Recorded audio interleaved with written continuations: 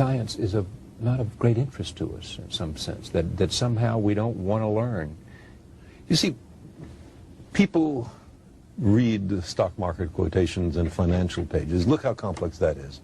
And because they know the direct connection to their own. There's a motivation, but they're capable. Large numbers of people. People are able to look at sports statistics. Look how many people can do that.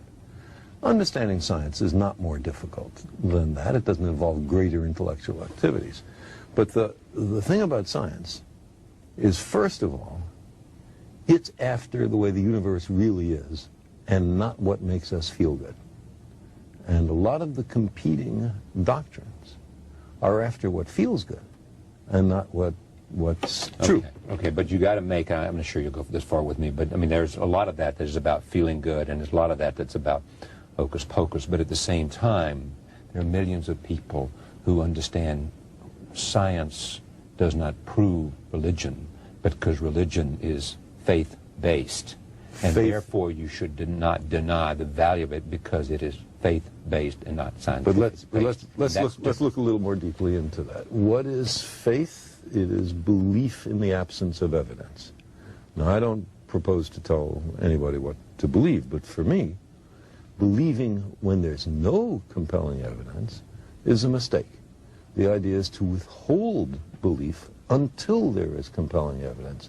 And if the universe does not comply with our predispositions, okay, then we have the wrenching obligation to accommodate to the way the universe really is. So you step forward to say, I deny all religion because I can't see it proved scientifically? No. You see, the value of religious experience and the value of reaching for higher experiences. Let me say, religion deals with history, with poetry, with great literature, with ethics, with morals, including the morality of treating compassionately the least fortunate among us. All of these are things that I endorse wholeheartedly. Where religion gets into trouble is in those cases that it pretends to know something about science. The science in the Bible, for example, was acquired by the Jews from the Babylonians during the Babylonian captivity of 600 BC. That was the best science on the planet then. But we've learned something since then. Roman Catholicism, Reformed Judaism, most of the mainstream Protestant denominations have no difficulty with the idea that humans have evolved from other creatures, that the Earth is 4.6 billion years old, with the Big Bang. They don't have any trouble with that. The trouble comes with people who are biblical literalists, who believe that the Bible is dictated by the creator of the universe to an unerring stenographer. And so therefore they... And has no metaphor or allegory. And from there they make their political and economic choices. And social choices. And scientific. And scientific choices. And scientific. And that's part of your problem with that idea. Exactly. It is that because for the wrong reasons we make the wrong choices about science. That's right. So who is more humble?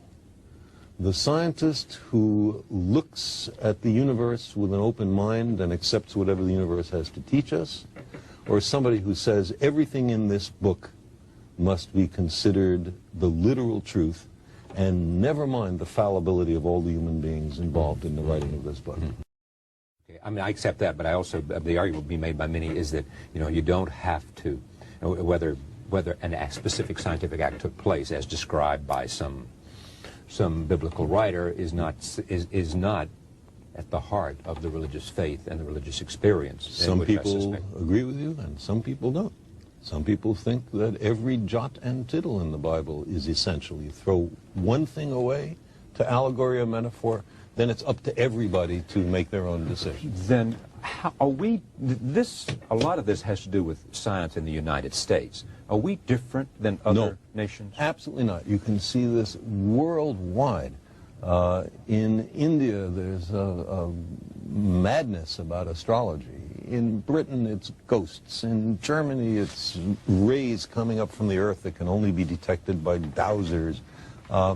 Every country has its own specialties. We seem to be fascinated by UFOs right now.